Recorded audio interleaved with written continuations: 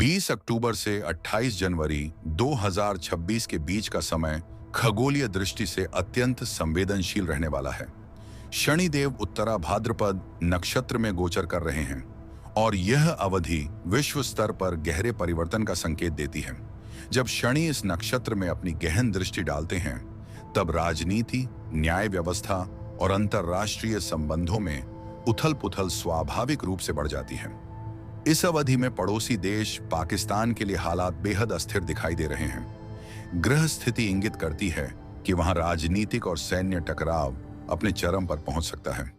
शनि के इस प्रभाव से देश में विभाजन या सत्ता संघर्ष के चलते तीन बड़े क्षेत्रों में अलगाव की स्थितियां बन सकती हैं, जिससे पाकिस्तान कम से कम तीन हिस्सों में बंट सकता है।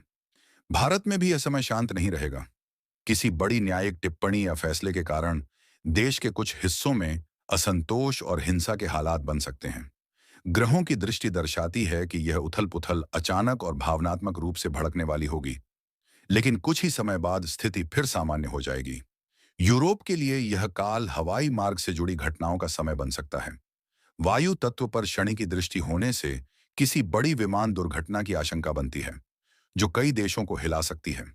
यह काल मानवता को चेतावनी देगा कि तकनीक और सुरक्षा के बावजूद भाग्य और ग्रहों की चाल से कोई नहीं बच सकता। समग्र रूप से देखा जाए तो शनि की यह चाल विश्व को नए युग के द्वार पर खड़ा करेगी, जहां सत्ता, न्याय और सीमाओं की परिभाषा एक बार फिर बदलती दिखाई देगी।